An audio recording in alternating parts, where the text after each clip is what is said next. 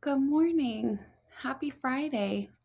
It's November 21st. It's getting close to Thanksgiving. Finn and I just went out for a walk in the woods, as you can tell, because he's still got his safety orange on.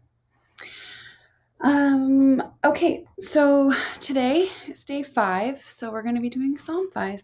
Makes it nice and easy.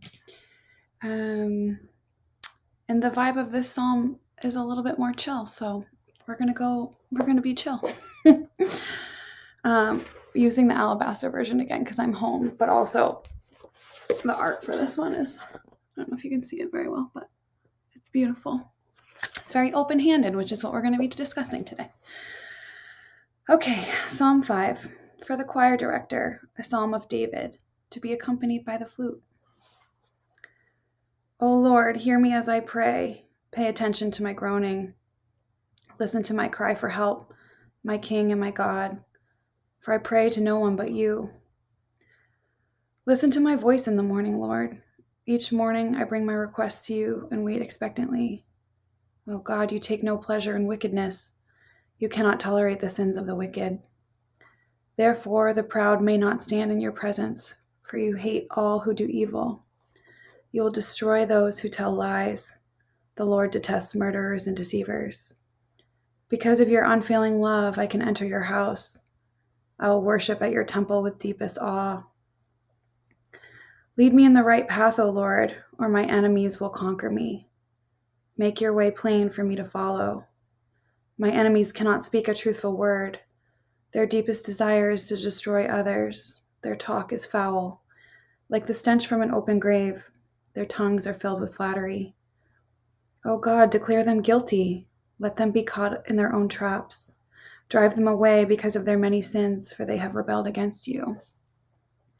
But let all who take refuge in you rejoice. Let them sing joyful praises forever. Spread your protection over them, for all who love your name may be filled with joy. For you bless the godly, O Lord. You surround them with a shield of your love. I love this song. Okay, so what I wanted to focus on with this psalm, or what feels the most impactful, is talking about honesty and spiritual honesty as an art form, and a truly a relational art form. And so you can read this psalm from a place of opposition, like, if you're in a difficult relationship with someone else and there's conflict. But I think you can also read this psalm as when you're in personal conflict with yourself, and that this is, I don't want to say a better reading of the psalm, but for me personally, as far as engaging this to the deepest degree that you possibly can, reading it as being your own worst enemy is a really valid and important way to read this psalm.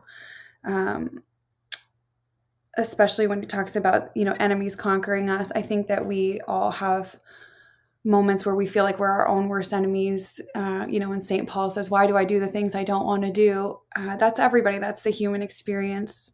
And so when I wanted to talk about honesty, I wanted to talk about the looking at spiritual growth as a growing relationship and honesty with God, but also with yourself. And so looking at that iceberg of everything that's underneath the surface, and people are only seeing that 10% of you that's above the surface, but I think most of us are only seeing 10% of ourselves, and how much is below the surface is often a mystery, because I think we're really afraid of ourselves and seeing the fullness of who we are, because there's that fear of rejection. Like if I really look at what's underneath there, there'll be so much shame, or I'll be so disappointed in what I find, or shocked at what I find, that I'll almost like you'll die. Like, there's, because I think we all know there's a good amount of pain down there. There's all kinds of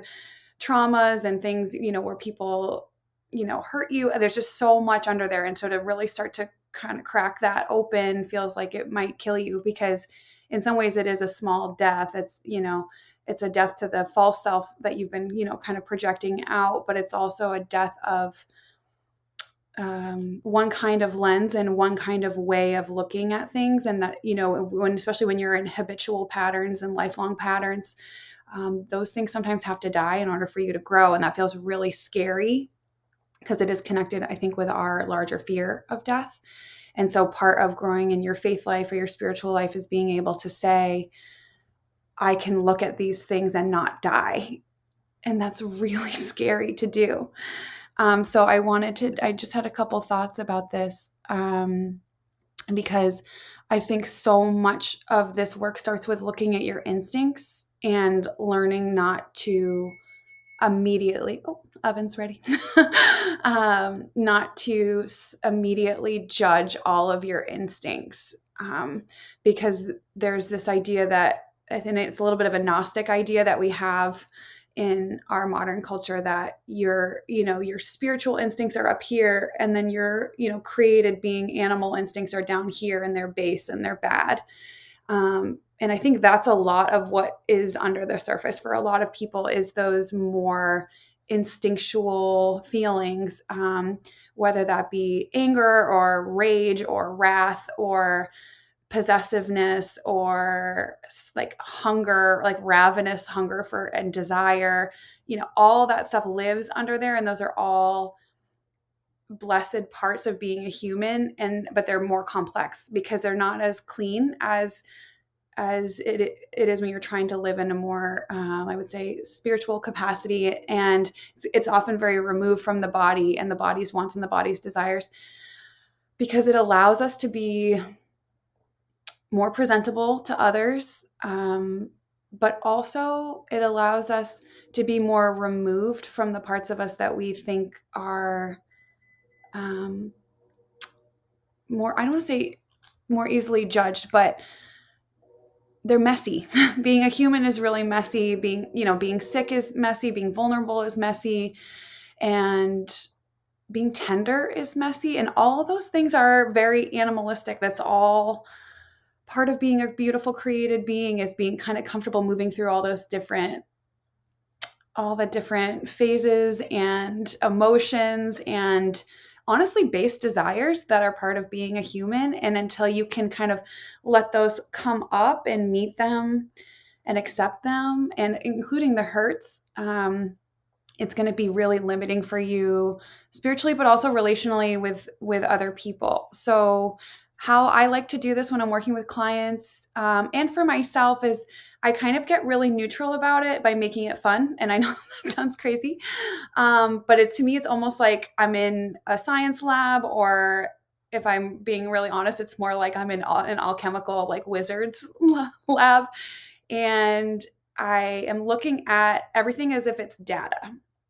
And I know that sounds very neutral, but it's supposed to be neutral. So when I look at things that are coming up, it's kind of about taking a step back, and almost like you're playing a chess game and you're looking at all the pieces that are on the board, good, bad, or ugly, and you kind of meet them for what they're worth and what they are and what they do for you. And so you can get really neutral about it. And again, this is not for the faint of heart. This is really hard to do, and it takes years of practice to get really light-handed about this. But once you start, it gets easier and easier and easier every time. And so you kind of can start to pull back a little bit and be like, okay, so if I was Gandalf and I was going to be putting together something to, like, I'm looking at all these things, and what does this require of me? And what is this trying to tell me? And what is this thing made of that's coming up? And like, what's the alchemical, build of this? What's the chemistry of this? And so you can keep it super neutral. And so then you can get creative with it, which is to say, let's say, I get really emotional about, I'll give a good example. My daughter is 17, and she can wake up grumpy sometimes. Like today, she woke up grumpy. And so traditionally there would be like a little like feeling of like, oh, I want to control this, or I want to make sure she's happy, or I want to make sure that I know that everything's good. But once you learn how to be a little bit more fun in the moment with yourself, it doesn't mean that you'll have to be projecting fun all the time, but you can kind of start to play with, what does this moment require of me for myself or for her? And so you kind of get to take a step back, and it gets to be more fun, and you start to be able to play with all the elements of your life. And so that you can create real intimacy with yourself and with others, and also with God, because you're inviting you're inviting spirit into this by wanting things to be as beautiful as they can possibly be.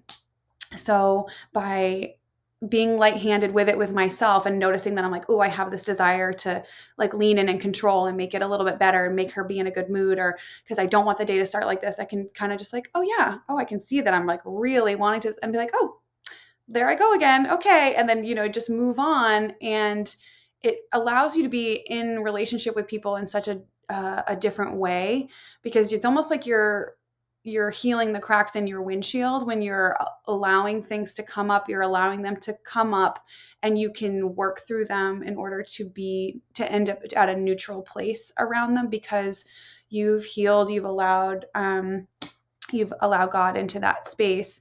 And so you don't have to defend it all the time. And like, it just takes so much energy to hold stuff down, to be protective of things. And it's so much easier to move through the world kind of fun and fancy free when you're not constantly trying to remember all these like small scale hurts, like little things that people did to you, little ways that you have to remember to be ashamed about things. It's like you can just laugh it off and move on, and you're not making other people pay for things, and you're not making yourself pay for things all the time. And that doesn't mean that you end up with this beautiful, shiny, sinless version of you at the end where you never do anything wrong.